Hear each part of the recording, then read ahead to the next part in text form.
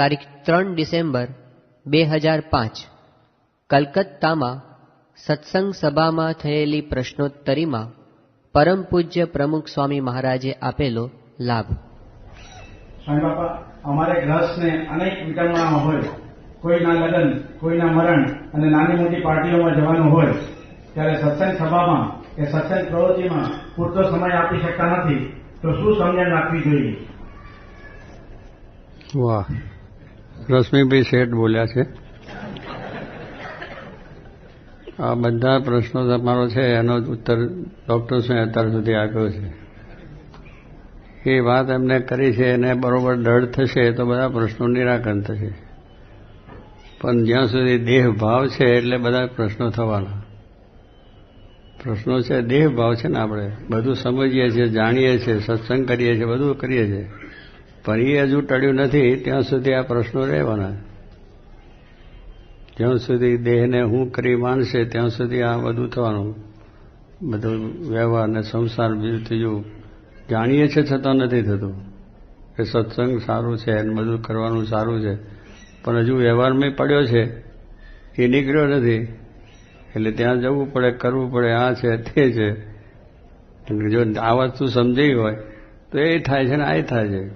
જીવમાંથી કાઢવાનું છે.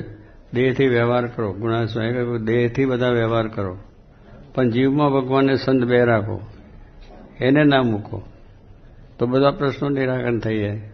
પણ એ થયું નથી. વાત કરીએ કેમ થાય છે, પણ આમ છે કે મારે આમ છે ને તેમ છે ને એટલે વ્યવહારમાં ગુથાઈ જાય. ત્યાં જવું પડે, કરવું પડે. અરે જયાને કયા બધું થઈ ગયું છે. અનંત જન્મથી કરતા આવ્યા છે. કેટલા વ્યવહાર કર્યા છે, કેટલાને પૈનાયા છે, કેટલાને દંડાયા છે, કેટલાને આ બધું આગું પાછું કર્યું છે. અનંત જન્મ ધારણ કર્યા છે.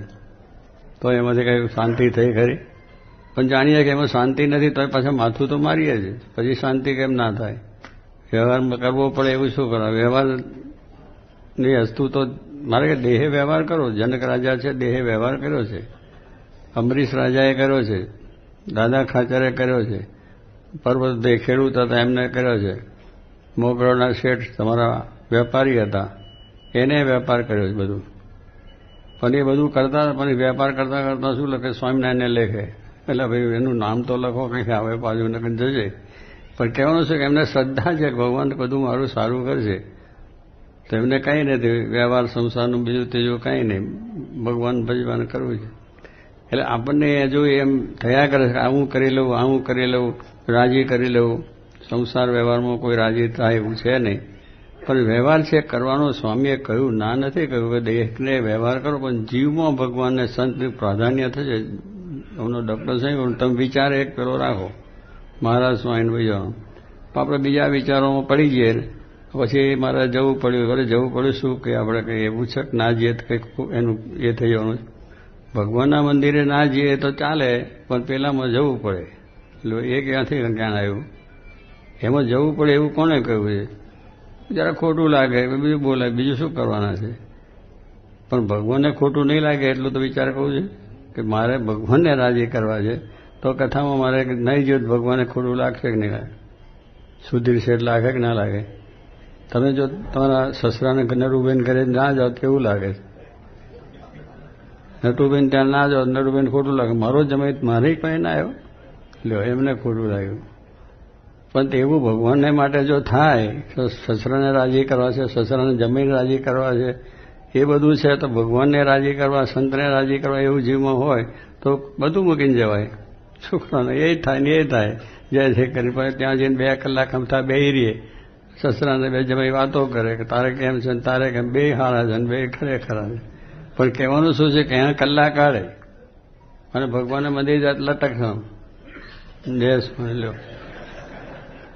આ એવી વસ્તુ છે કે એને જેને સમજવાનું છે, જે જીવમાં બરોબર દ્રઢ કરવાનું છે, એને લટક સલામ થાય. પણ આગળ બેસીએ, વાતો કરીએ કે કેમ છે, લગ્ન કેમ થયો, પ્રસંગ કેમ થયો, વેપાર કેમ થયો, ફોન કેમ થયો, એ બધી વાતો કરીને ટાઈમ કરીએ. જવું એ ના નથી, પણ કામ પત્યું એટલે ઊભા થઈને હાલતા થવાનું હોય તો આપણું આ સચવાય. આ જે સાચવવું છે એ સચવાય. તમે પેલું તો એક તો પહેલાં બરોબર વ્યવસ્થિત સવારથી ટાઈમ ટેબલ કરો, મારે લગ્ન છે જવાનું હોય તો એ ટાઈમ પણ તમે કાઢો. પણ સાથે સાથે એક બીજું રાખો કે મારે મંદિરે ટાઈમે જવું છે, દર્શન કરવા જવું છે, પૂજા કરવી છે, એ પણ ડાયરી સાથે રાખો. એ ડાયરી નથી રાખ. રવિવારની સભામાં જવું છે એવી ડાયરીમાં લખાય ખરું? નથી લખાતું. પેલું લખાય કે લગ્નમાં જવું છે, પાર્ટીમાં જવું છે, એનો ટાઈમ બધું લખી રહ્યા, અને પાર્ટીમાં નહીં જઈશ તો તેને સારું નહીં લાગે. હવે તો તમે ગમે એટલું કરશો તો સારું નથી લાગવાનું. જગતનું કામ છે એટલે ખોટું લાગ્યા વગર રહેવાનું નથી. પણ જવું, પણ છતાં ભગવાનને સંતને હું આ ભક્તિ નહીં કરું તો ભગવાનને કેવું થશે, સંતને કેવું થશે, એનો વિચાર આપણે નિરંતર રાખીએ તો કંઈ વાંધો આવે નહીં. ફરી વિચાર નથી રહેતો આપણને. એમ કહું વ્યવહાર પ્રધાન જેને કહે છે ને, વ્યવહાર પ્રધાન છે કે વ્યવહારને સાચવી લેવો. પણ ભગવાન વ્યવહાર તો કેટલાય આપ્યા, કેટલા જન્મ ધારણ કર્યા છે, અનંત જન્મ, કરોડો જન્મ, 1,84 જાતના દેહ, એમાં બધાને રાજી કરતા કરતા પછી આ ફેરામાં આવી ગયા. રાજી કરવા એ નહીં ગયા. દેહ ભગવાને આપ્યો છે રાજી કરવા, ભગવાનને સંતને કરવા, કે એ રાજી કરવાની વાત છે. બીજું કહે છે ગુણાસ્વામી કે આ દેહ આપણને શા માટે મળ્યો છે? ગુણાસ્વામી વાતમાં વાત કર્યું. શું કરવા કરે? ખાવા પીવા મોજ હમણાં ડૉક્ટર છે, કપડાને બાળને ફલાનું ઢીકનું ચટને પટને બધું એની અંદર સાવધાન થકા બધું થાય છે. પણ ભગવાનનું કામ આવે ત્યાં એવું થઈ જાય, ના ભાઈ મને ટાઈમ નથી. તો ટાઈમ તો બધો ઘણો છે, એટલે તું આટલું બધું ફરે છે, ઊંઘે છે કે નથી ઊંઘતો, જાજરું જાય છે કે નથી જતો, એ બધા ટાઈમ તો રાખવા જ પડે છે ને જવું જ પડે છે, એમાં કંઈ ના પડાય નહીં. તો એની અંદર સાવધાનીથી જ્યારે શરીરના, દેહના અને વ્યવહારના અને સંસારની સાવધાની રાખીએ છીએ તો એવો જ સાવધાની ભગવાન માટે હોવું જોઈએ. તરત ટાઈમે થયું એટલે આરતી ટાઈમે આરતી, પૂજાના ટાઈમે પૂજા, કથાને ટાઈમે કથા, એ બધું આપણે ડાયરીમાં લખી રાખવું જોઈએ, ત્યાં જઈને પહોંચી જવું જોઈએ.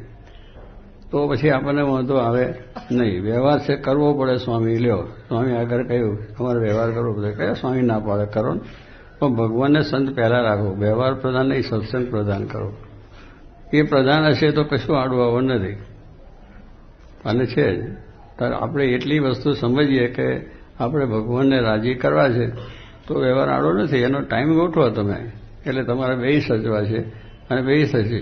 પણ અંતે તો પેલું મૂકવાનું છે એ તો જીવમાંથી હોવું જોઈએ કે આપણે કદાચ આને કરશું, રાજી કરવા જઈશું, પણ કોઈ રાજી થયા નથી અને થવાના નથી. ભગવાનને સંત જ દયાળુ છે, તમે આમ સહેજ કરો તો એ રાજી થઈ જાય. અને પહેલાં તમે ગમે એટલે કરો છે ને નહીં સુધી રાજી થાય ના થાય, ગમે એટલું થઈતું, પણ એ રાજી કરવા માટે ભગવાનને સંત છે એ બહુ દયાળુ છે. આપણા અવગુણ, આપણા સ્વભાવ સામુ જોતા નથી, પણ તમે જરા એમની આજ્ઞા પાડો રૂચિ, અને તો તમારે રાજી થઈ જાય. રાજી થાય એટલે શું કે આપણાની અંદરથી જે અજ્ઞાન છે આખું કાઢી નાખે. આ રાજી થઈને કંઈ તમને પૈસા ને ટકા ને સમૃદ્ધિ એ મળે ને એવું નથી, પણ તમારા જીવમાં જે અજ્ઞાન પડ્યું છે એનું આખું આપણામાંથી કાઢી નાખે અને જીવ બ્રહ્મરૂપ થઈ જાય. એનો સ્વામી કહ્યું ને શું અક્ષરરૂપ પુરુષોત્તમની ભક્તિ કરે એટલા માટે શરીર મળ્યું છે, એટલે એમને તાન બ્રહ્મરૂપ કરવાનું છે. આ લોકની વાત કરે, બેહાડે, ઉઠાડે, હાલ કરે, પ્રેમ કરે, બધું કરવાનું કારણ શું છે કે કોઈ પણ રીતે આ જીવને આ વાત સમજાઈ જાય તેનો બેડો પાર થઈ જાય.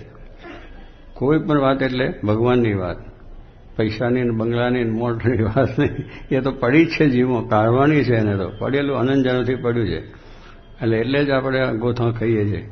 એને કાઢવા માટે તો આ શરીર મળ્યું છે. મહારાજ સ્વામીનો યોગ થયો છે, યોગી મહારાજ જેવા સંત મળ્યા. અહીં આપણે વાત હમણાં નથી જોતા, આ સાલમાં શું કરીને ગયા હતા, વાતો જ ને બધું આમ ને તેમ ને, એને કેવી રીતે વાતો કરે, બધાને હસાવે રમાડે ને કામ થઈ જાય. હસાવી રડાવીને પણ આપણા જીવમાં થઈ ગયું ને, આ બધા સત્સંગ થઈ ગયો. ક્યાં કોઈ આવતા નહોતા, પણ છતાં એમને ત્યાં આપણે લલપતભાઈના મેળા ઉપર અગાસીમાં દરરોજ વતના જાય ને વાતો હસે ને રમે ને કરે ને બધા. પણ કહેવાનું શું છે કે એમને જેવું હેત કરતા આવડે છે એવું દુનિયામાં કોઈને નથી આવડતું. દુનિયાનો સ્વાર્થનું હેત છે. આપણે એકબીજાને એ હોય તો કે સ્વાર્થનું, પછી સ્વાર્થ મટે એટલે થયું, રોગ મટે એટલે વૈદ વેરી. જ્યાં સુધી રોગ છે ત્યાં સુધી વૈદની પાસે જઈએ, ગોળીઓ લઈએ અને ખાઈએ, પણ રોગ મટી ગયો તો વૈદની પાસે કોણ જાય? કોઈ ના જાય. એમ સ્વાર્થનું છે બધું. તમે એકબીજાને એ હશે તો તમારે છે ને કદી એકબીજા દુશ્મન. ત્યારે ભગવાનને સંતને છે ગમે એટલું થાય તો તમારો દુશ્મન નથી, એ તમારું કાઢે છે. તમને તપ કરાવીને, વ્રત કરાવીને, તમારા જીવમાંથી અજ્ઞાન કાઢીને ખાવાના પીવાના મોહ શોખના બધા જે વિચારો છે એને કાઢે છે અને એ કાઢીને એમને સુખ આપું છું ભગવાનનું, કે જે સુખ શાશ્વત છે, નાશ નથી થતું, શાશ્વત છે. આ બધા સુખ નાશવંત છે, આવે છે અને જાય છે. કરોડપતિ રોડપતિ, રોડપતિ કરોડપતિ. બંગલા મોટર હોય ને પાછું ઝૂંપડું ને ઝૂંપડામાંથી આ થઈને ઝૂંપ આવતા અટલ પટલ થયા કરે. એમાં સુખ એ નથી પણ છતાં એની અંદર અજ્ઞાન છે એટલે મોહ માણીને આપણે કર્યા છે. ઝાંઝવાનું પાણી કહ્યું ને, હરણિયા છે ને ઝાંઝવાનું પાણી દોડીને પીવા માટે દોડે, પણ જેમ જાય નજીક એમ ન હોય. જેમ આપણે આ બધું સંસારમાં પડ્યા છે ને સુખ મળી જાય, સુખ મળી જાય, આ સુખ મળે, આ સુખ મળે પણ આપણે જેમ કહીએ એમ થોડુંક છેટું છે, આટલું છેટું રહી જાય. હવે એટલું છેટું કાઢવું એ બહુ કહે છે પાડવું, પણ જો સત્સંગ થઈ જાય તો એ છેટું પાકી જાય કે છે જ નહીં, આ સંસારમાં કોઈ સુખ નથી એટલું આપણે સમજાવ્યું હોય તો પછી એની પાસે દોડવાનું શું હોય? ભગવાન ઈચ્છાથી જે પ્રાપ્ત થાય એનાથી સંતોષ, શાંતિ, તો બધું સુખ આપણને થઈ જાય. એટલે કહેવાનું શું છે કે આપણા વ્યવહાર પ્રધાન છે કાઢવો છે, સત્સંગ પ્રદાન કરવો છે, અને એ કરવા માટે જ આપણે આ સત્સંગ કરવાનો.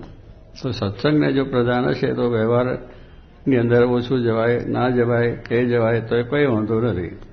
તો એ કહે છે એ કદાચ હું રાજી થશે તો આપણો મોક્ષ બગડવાનો નથી, વ્યવહાર બગડશે એટલે ના બોલે, કદાચ ઘરે ના આવે તો ના આવે તો શું કે બધા ઘણાને એવું થયું છે, કોઈનો વ્યવહાર અટકી પડ્યો છે એનો એ ચાલે, ના આવે તો ચાલો કંઈ નહીં, એની મેં આવું હોય આવે. પણ કહેવાનું શું છે એ બગડવાનું નથી, એ તો બધું ચાલ્યા જ કરવાનું. આ બગડવું ના જોઈએ. જે માટે આપણો શરીર છે, મોક્ષનું જે છે, સત્સંગનો છે, જે વસ્તુ બગડવી ના જોઈએ. એમાં જેટલું મોરફ થશે તો પછી આ ચક્રાઓ છે જ. એટલે અમારે વ્યવહાર છે, ગ્રસ્ત છે, એટલે આ કરવું પડે, તે કરવું પડે, અમે ક્યાં ના પડે. પણ એ કહેવાનું શું છે કે સંતના સમાગમમાં વ્યવહાર થાય, પણ વ્યવહાર કરતાં કરતાં કરતાં કરતાં આપણા જીવમાંથી વસ્તુ નીકળી જાય.